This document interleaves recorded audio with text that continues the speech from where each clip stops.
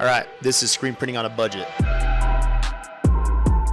All right, so this is us using all the items from Walmart or Hobby Lobby or wherever you want to get your supplies. We got an embroidery hoop, fabric paint, or just some toll paint, scraper, filler thingy, some random mesh, some gloves, cause you know, paintbrushes, plastic. Then you're also gonna need some glue. Just like this, Type Bond. She's gorgeous. Love the smell of wood glue. All right, let's get to it. So step one is you gotta prepare your screen, which again, we're using an embroidery hoop like this. Lay it down like this. And you're gonna put the small side, so the inside, down first. And then you're gonna grab a little bit of your mesh and just kind of lay it on top and tighten this eel even more so I can get a tighter bite. So then after you get your hoop in there, it's still pretty loose. So you're gonna start pulling from the sides like this. And you'll know if you didn't get the hoop tight enough because the tension won't be holding right now. But mine seems to be holding. So again, I'm just trying to pull all the strands back. In normal screen printing, this would probably be a big no-no. But for embroidery hooping and screen printing, it's totally Gucci. Just want to get really tight mesh in there.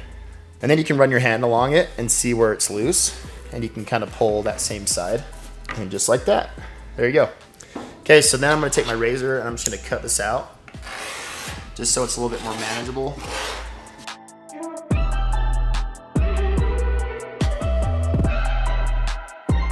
Okay, there you go. So once it's pretty tight, you're gonna grab a piece of plastic. So this is kind of like step two, is prepping the image. You wanna grab a piece of plastic so that your glue, when it seeps through, it doesn't stick to the table or whatever substrate you're working on. I'm gonna grab my image. If I just hold out my hand, images appear. There you go. So this is the image we had made up, good old brown. And you're just gonna throw it inside here like this and just kind of place it roughly in the center so you have enough room to work with when you have the paint. And then you're gonna grab your Sharpie or whatever, and you honestly, it's easiest if you fill it all in, because then you know exactly where you're not supposed to put it, or you can just trace the outlines and remember. But what I like to do is I just start on one end and I just trace it like that.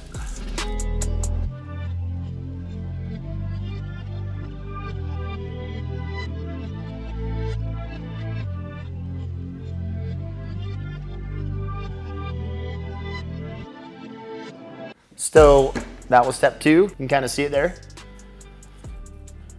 Then what you do for step three is you're gonna set it down like this and get your wood glue out. I'm wearing gloves because I'm like super messy. And it sounds cool when you put them on. Grab a little paintbrush. And I like to start around the edges, okay? So grab some glue, and I like to go around the entire perimeter first. And you can be pretty liberal with this, all right? Just you don't want it to go into places where you don't want it, if that makes sense. So you can get kind of close, not too close.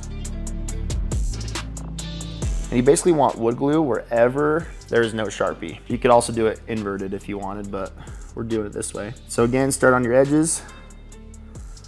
And that's the reason I have the plastic down, is that if I have the plastic down, then all of this glue, as it seeps through the mesh, is gonna hit on that plastic and it won't cure. And then after it dries on the top layer, you can flip it over and it won't move. It just makes it a lot easier to manage. So again, just make sure you hit all your edges.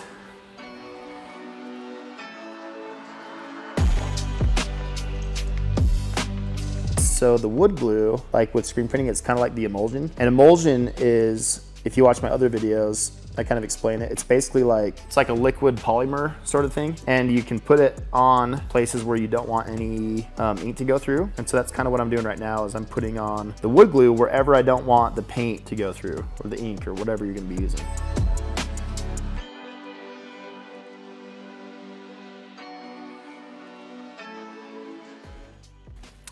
Got this all glued up or painted yesterday, and we let it dry overnight, and now I'm gonna cut out the rest of the mesh just for it being easy to use. Okay, so what I'm doing is I'm just making sure there's not any places I missed that are super drastic. But yeah, I think it's gonna turn out pretty sick. So once we get this, we basically have our screen ready. So you basically made this screen right here. But yeah, so now what we're gonna do is we're gonna grab our shirt and actually print it. Now I'm gonna grab a shirt, just like that. I'm just gonna lay it on this table.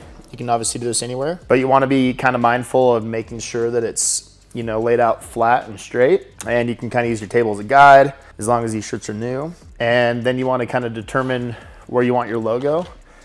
And the way I do that is I usually use about 4 fingers, depending on where the image is.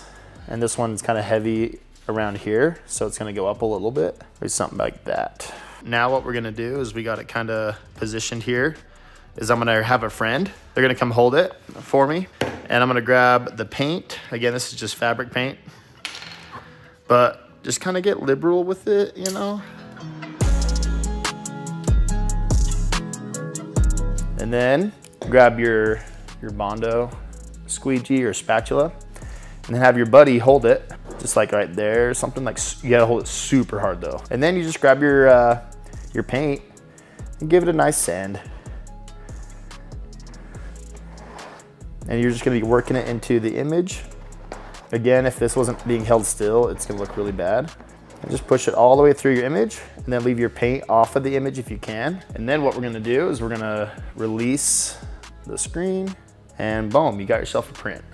And so make sure your hands are clean. But yeah, so now you can see that I just printed that. So now it's ready to go. And this one you can just let air dry, or you can send it down. We have a dryer, but you can also take a heat gun and heat it, or you could just let it dry.